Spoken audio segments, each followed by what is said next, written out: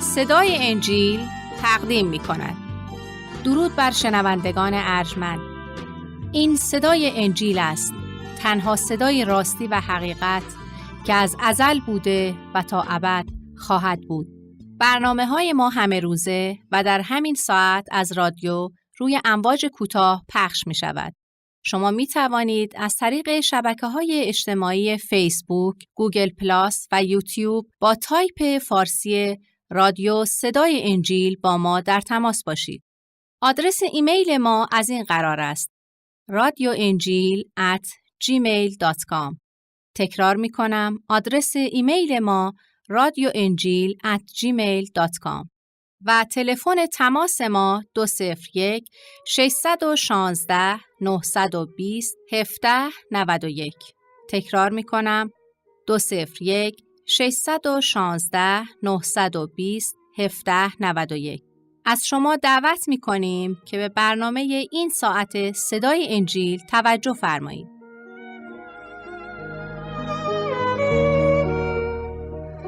خدایا، اقرار و اعتراف می کنیم که محبت و رحمت تو بر ماست و با آنکه لیاقت آن را نداریم، تو هنوز در رحمت و فیض خود را بر بندگانت باز نگاه گذاشتی تا تو را ستایش و پرستش کنند. پروردگارا، در برابر خداییت صورت خویش را بر خاک افکنده و نام تو را حمد و سپاس می‌گوییم. تا آنقدر نسبت به ما بندگان خاطی مهربان هستی، آنقدر شایسته پرستش و ثنایی که در هر نفسی که می‌کشیم باید تو را سپاس بگوییم، زیرا ما نمی‌توانیم آنطور که شایسته است تو را حمد و ثنا گوییم. از دست و زبان که براید که از عهده شکرش بدرآید، بنده همان به که ز تقصیر خویش عذر به درگاه خدا آورد، ورنه سزاوار خداوندیش کس نتواند که به جا آورد.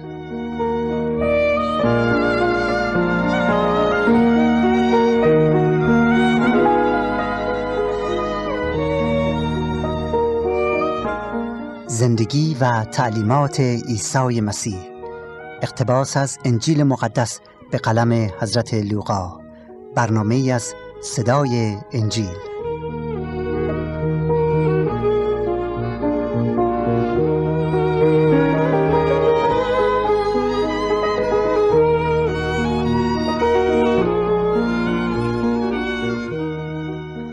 بارالها، اکنون که توجه خود را معطوف به کلام مقدست می‌کنیم، ما را یاری بده تا درس‌های عجیبی از کلامت بیاموزیم.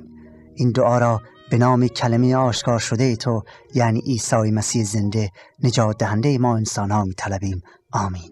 برادران و خواهران عزیزم، آرامش و صفای خداوند بر شما و خانواده‌تون باد.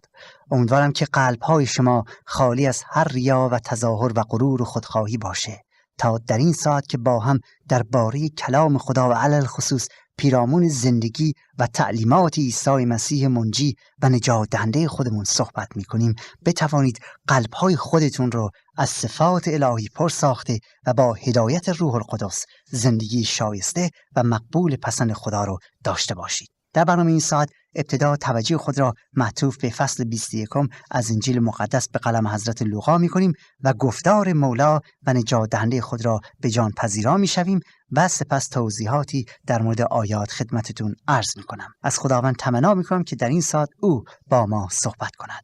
ولی قبل از اینکه آیات را خدمتتون بخونم، اجازه می‌خواهم مجدداً از همه شما عزیزان و یاران با وفایی که به طور مرتب برای ما نامه می‌نویسید و تجربیات روحانی خودتون رو برامون بازگو می‌کنید و یا درد دلتون رو برامون بیان می‌دارید، صمیمانه تشکر و قدردانی کنم.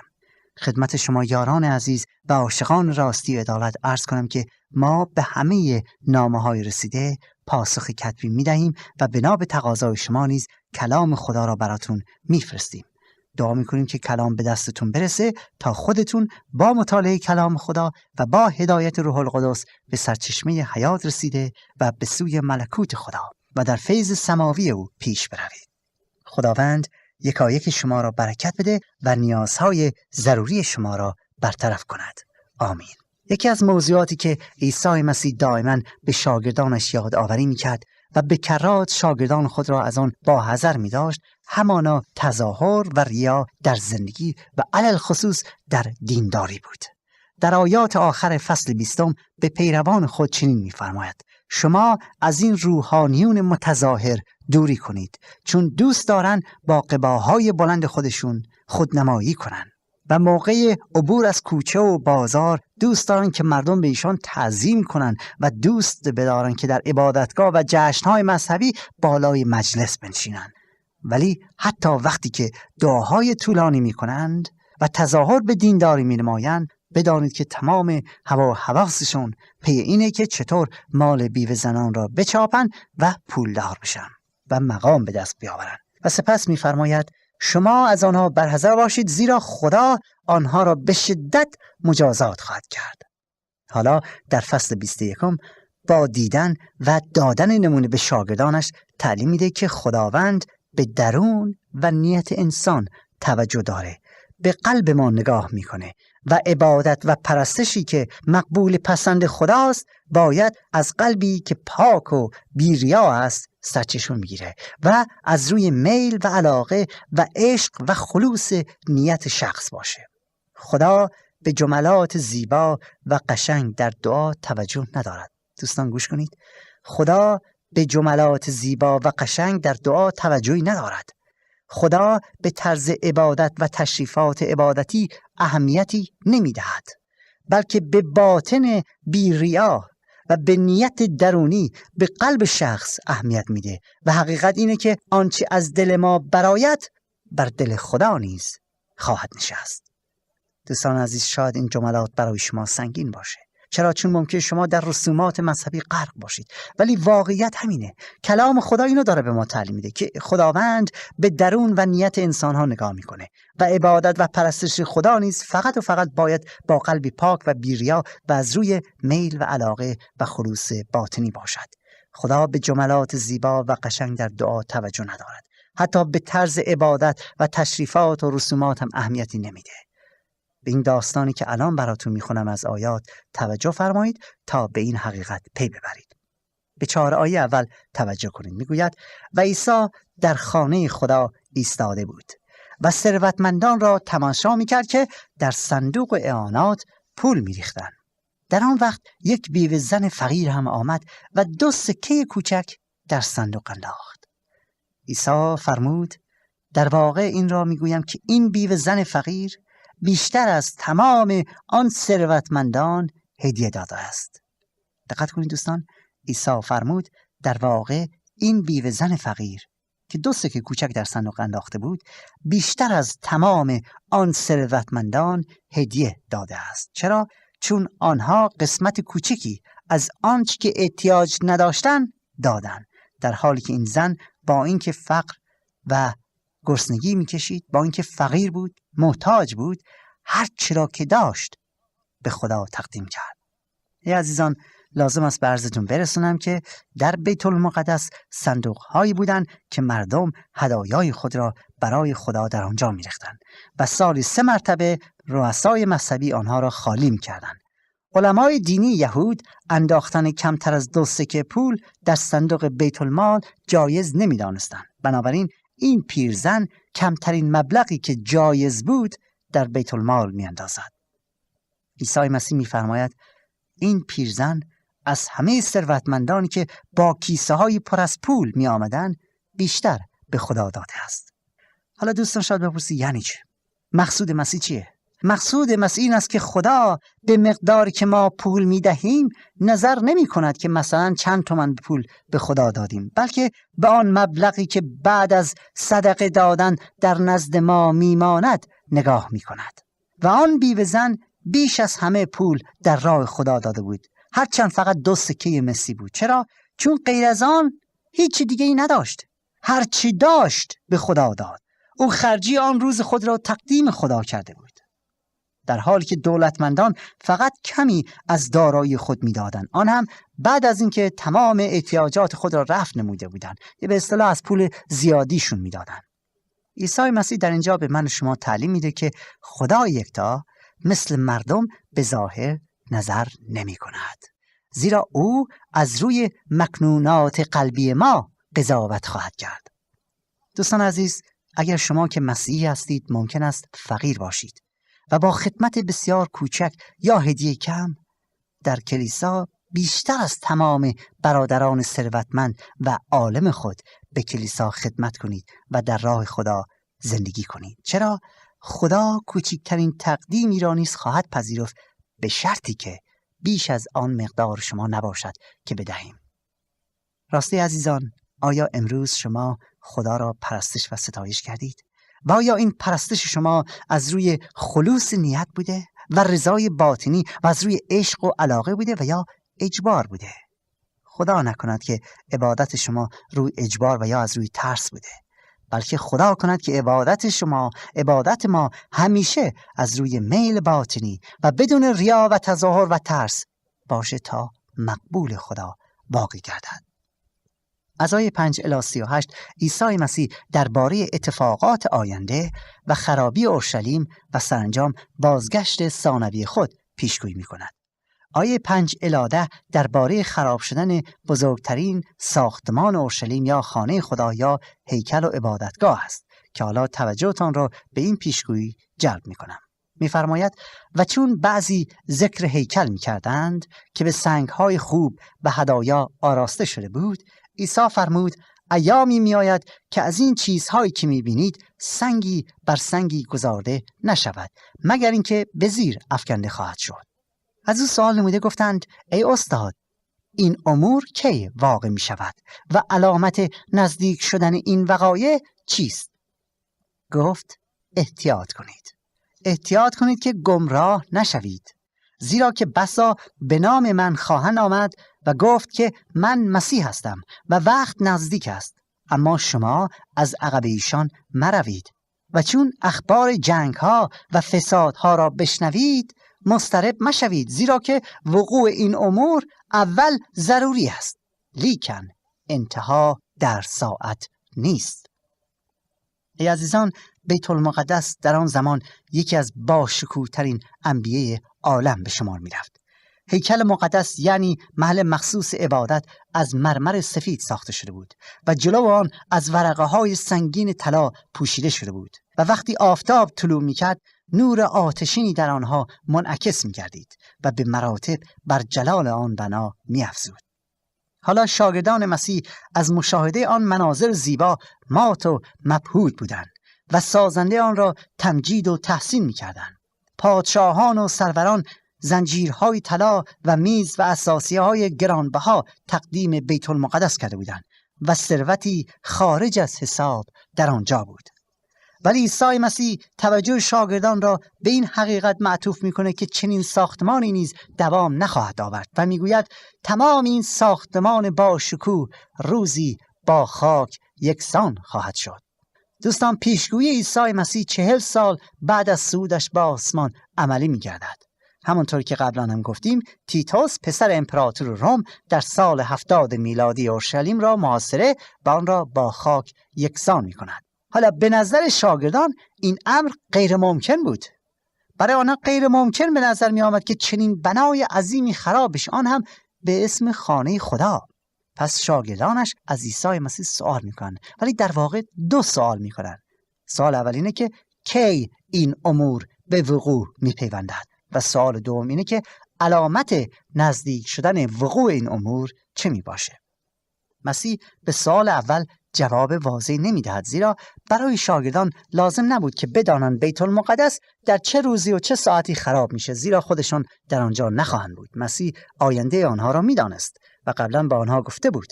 اما به سوال دوم که بسیار مهم بود جواب مفصلی میدهد، یعنی علامات نزدیک شدن خرابی اورشلیم. در آیه 8 میفرماید مراقب باشید یا هوشیار و بیدار باشید. این اخطاره. مسیح داره اخطار به آنها میداد و همچنین به ما اخطار میده که چرا مسیح این اخطار رو میگه که چون مبادا فریب مسیحان دروغین یا پیامبران دروغین بخورید. ببینید عیسی مسیح پیشگویی کرده پیغمبران دیگه میان، ولی چه نوع پیغمبرانی؟ پیامبران دروغین، پیامبرانی که متظاهر هستن و از جانب خدا هیچ پیامی ندارن، افراد شیاد، کاذب. میگوید هوشیار باشید. چرا؟ چون افرادی ظاهر شده خواهند گفت که من مسیح موعود هستم. و اینطور هم شد دوستان عزیز، چون 4 نفر قبل از خراب شدن معبد ظاهر شدند و ادعا نمودند که مسیح هستند. نه فقط پیامبران دروغین ظاهر خواهند شد، بلکه مسیح میگوید که جنگ‌ها و اغتشاشات و فساد اخلاقی بی اندازه زیاد می شود. و همینطور هم شد. درست مطابق آنچه که عیسی مسیح گفت، این اتفاقات به وقوع می‌پیونده. زیرا در مدت 40 سال بعد از مرگ مسیح و صعودش به آسمان، جنگ‌ها و تهدیدات زیادی بین امپراتوری روم و ایران رخ میده. ولی مسیح میگه اینا انتها نیست، پایان نیست. حالا بعضی عقیده دارن که مقصود از انتها همانا بازگشت ثانوی عیسی مسیح است و آنچه که علائمی که در اینجا مسیح بیان میکنه و به آن اشاره میکنه در واقع علائمی است که مربوط به ظهور ثانوی عیسی مسیح می باشه که البته میشه این عقیده را هم پذیرفت. به هر حال از آیه 10 عیسی مسیح علائم دیگری رو بیان میکنه که در واقع نشان ظهور ثانوی عیسی مسیح به این عالم می باشد. میفرماید و سپس گفت ملت‌ها و دولت‌ها به هم اعلان جنگ میدهند. خیلی جاها زمین لرزه‌های شدید و قحطی و بیماری واگیر پیدا می شود و حتی در آسمان چیزهای وحشتناک دیده می شود. ولی قبل از این پیش آمدها یک دوره شکنجه شدید پیش می آید و به خاطر اسم من شما را به عبادتگاه‌ها، زندان‌ها، پیش پادشاهان و سروران می کشند. اما همین امر باعث خواهد شد که مسیح در همه جا شناخته شود و همه به او احترام بگذارند. پس در این فکر نباشید که چطور از خود رفع اتهام کنید، چون خود من به شما یاد میدهم چه بگویید، آن هم با چنان منطقی که هیچ کدام از مخالفان شما نتوانند جواب بدهند. بدانید و آگاه باشید که در آن زمان حتی نزدیکان شما از پدر و مادر و برادران و بستگان گرفته تا دوستان به شما خیانت میکنند و تحویل دشمن میدن شما را و عده‌ای از شما کشته میشوید و به خاطر اینکه پیرو من هستید همه از شما نفرت پیدا میکنند. ولی مویی از سرتان کم نمیشود، چون اگر تا آخر تحمل کنید، تا آخر وفادار باشید، جانهای خود را نجات خواهید داد. در این آیات نیز عیسی مسیح علائم آخر زمان و همچنین انتهای دوران جلال و شکوه عبادتگاه اسرائیل را بیان می کند. در آیه 10 می گوید طایفه ها بر علیه هم خواهند جنگید. در تاریخ آمده است که در سالهای 50 الی 55 میلادی یونانیان 50,000 یهودی را کشتند و در قیصریه 20,000 یهودی در 1 ساعت به دست بت پرستان قتل عام شدند و چند امپراتور هم به قتل رسید و در همه جا اضطراب و اغتشاش عظیمی برقرار بود. یوسیفوس مورخ معروف یهودی قرن اول از علائم که در زمین و آسمان به وقوع پیوسته است مطالب بسیاری را برای ما به جا گذاشته است و بر بسیاری واضح بود که یک واقعه ناگهانی عنقریب اتفاق خواهد افتاد. در آیه 15 عیسی مسیح به شاگردان خود وعده می‌دهد که در طی تمام این زحمات و در تمام ایام زندگی همراه آنها خواهد بود و او به پیروانش در حالی که بر دست راست خدا نشسته حکمت و طاعت و جرأت عطا می‌کند تا ایماندارانش از قدرت الهی آراسته شده و بتوانند برای او شهادت بدهند. عیسی مسیح به شاگردان خود هرگز وعده محترم بودن در انظار مردم و معروف شدن و محبوب شدن را نداده، بلکه برعکس در آیه 17 میگه که همه ما باید در تمام عمرمون انتظار داشته باشیم که مورد تنفر اهل عالم واقع شویم. چرا؟ چون بین نور و تاریکی معاشرتی نیست، بین قدوسیت و گناه رابطه‌ای نیست. و در آیه 19 میگه یک مسیحی نباید انتقام خود را بکشد. دقت کنید، میفرماید یک مسیحی نباید انتقام خود را بکشد، منتها دفاع او این است که با تحمل و طاعت صبر کند. جالبه که غالباً این قبیل رفتار و این نوع عکس العمل شخص مسیح به مراتب بیشتر از روح جنگجویی او را حفظ و حراست می کند و غالباً مسیحیان با صبر و تحمل جان خود را حفظ نمودند. و حالا عیسی مسیح میگه شما به خاطر ثبات قدم و شهامت در اطاعت و حتی جانبازی در راه من جان حقیقی خود را نجات میدهید. ببین چی میگه؟ میگه اگر جانتون رو در این عالم میدهید به خاطر من، شما جانتون رو در واقع به دست میآورید، یعنی روح خود را نجات خواهید داد. عیسی مسیح بارها و بارها به ما تعلیم داده که اگر در ایمان به او ثابت قدم و وفادار باشیم، شهید شویم، در حقیقت جان خود را باز یافتیم. او فرمود دانه اول باید بمیره تا ثمر بدهد و همینطور هم هست دوستان عزیز. هر وقت یک مسیحی به خاطر ایمانش جفا میبینه یا شهید میشه، نتیجه آن تکثیر ایمان در قلب هاست و این امر در کشور خودمون هم عملا ثابت شده. در چند سال اول انقلاب که مسیحیان مورد شکنجه و آزار متعصبین قرار گرفتن و حتی شهید شدن، کلیسای عیسی مسیح بیش از بیش توسعه یافت و خیلی از غیر مسیحیان به سوی مسیح آمدن و خیلی از برادران هموطنمون مسیحی شدن. آنها با شهید شدنشون نه فقط به نزد عیسی مسیح منجی خود رسیدن، بلکه باعث نجات گروه بیشماری شدن. شاید برای بعضی ها وقتی که دستور مسیح رو میشنون که فرموده انتقام نگیرید، این جمله ثقیل باشه و بگن که چرا یک مسیح از حق خود نگذرد و یا اینکه انتقام نگیرد. دوستان عزیز، از حق خود گذشتن و شهید شدن در راه حقیقت ثمرات بسیار عالی‌تر داره از اینکه حق خود را بگیریم. کلام خدا میگوید انتقام کار خداست، انتقام گرفتن کار خداست و ما باید آن را به خدا بسپاریم، خدایی که به عدل و انصاف داوری میکند. در کلام خدا بارها میخونیم که میفرماید یقینا خدا شریران را تنبیه خواهد کرد. پس چه کسی بهتر از خدا قادر است انتقام ما را به حق بگیره؟ مسلماً هیچ کس. پس چرا انتقام گرفتن را به دست او که انتقام خواهد گرفت نسپاریم؟ به دنباله علائمی که عیسی مسیح میدهد توجه فرمایید. این آیات همه پیشگویی و نبوت هستند. از آیه 25 میخونم. میگوید آن وقت در آسمان اتفاقات عجیبی خواهد افتاد. در خورشید، در ماه و ستاره ها علائمی دیده خواهد شد که از خبرهای بعد حکایت میکند. در روی زمین ملت‌ها از غرش دریاها و خروش امواج آن آشفته و نگران میشوند. از تصور سرنوشت شومی که در انتظار دنیاست خیلی ها امیدشان را از دست میدن، چون حتی نظم و ثبات آسمان هم در هم میریزد.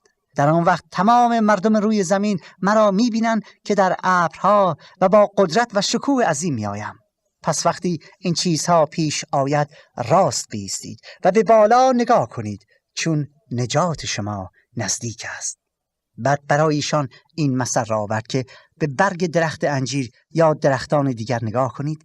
وقتی جوانه میزنند بی آنکه کسی به شما بگوید میفهمید که تابستان نزدیک شده است. و همینطور وقتی پیش آمدهایی که گفتم واقع شد، بدانید که به زودی سلطنت خدا آغاز می شود. عیسی مسیح در این آیات علائم مختلفی را چه در زمین و چه در آسمان پیشگویی میکنه و اعلام می‌دارد که قبل از ظهور ثانویش دنیا با مشکلات و دگرگونی‌های فاحشی روبرو می‌شود.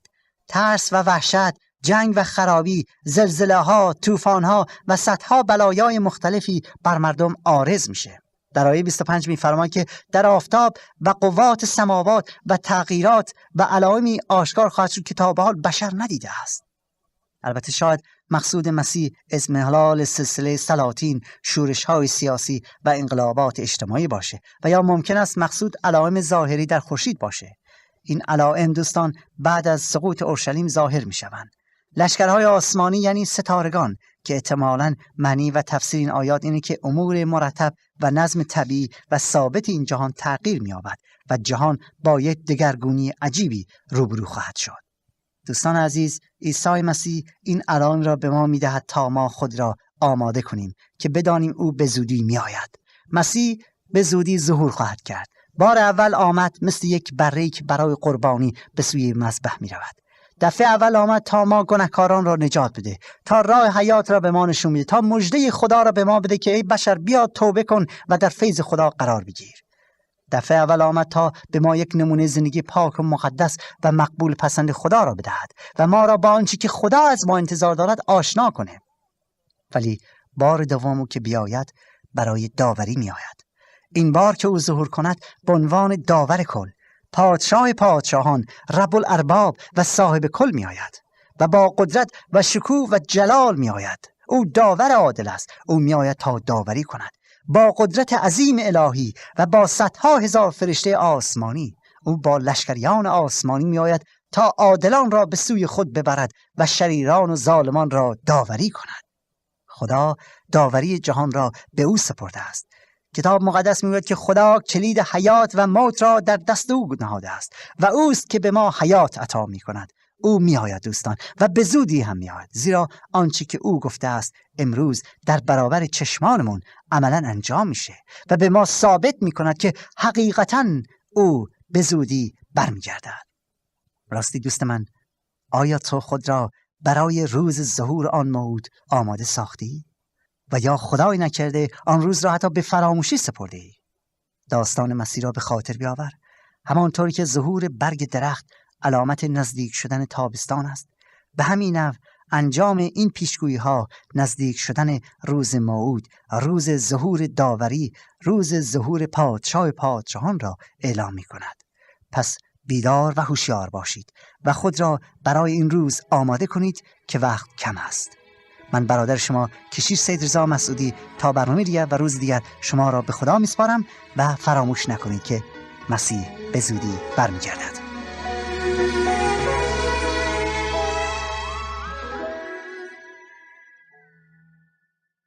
آنچه شنیدید برنامه‌ای بود از رادیو صدای انجیل. خوشحال می‌شویم که با ما مکاتبه کنید و از نشریات و ادبیات ما استفاده نمایید و از طریق شبکه‌های اجتماعی فیسبوک، گوگل پلاس و یوتیوب با تایپ فارسی رادیو صدای انجیل همراه ما باشید. همچنین از طریق تلفن و ایمیل نیز می توانید با ما تماس بگیرید. آدرس ایمیل ما از این قرار است: radioinjil@gmail.com. تکرار می کنم، ایمیل ما radioinjil@gmail.com و تلفن ما 201 616 920 1791. تکرار می کنم، 201 616 920 1791. تا برنامه دیگر و روز دیگر، خدای یکتا و مسیح زنده با شما باشد. ماراناتا، یعنی خداوند به زودی برمیگردد. آمین.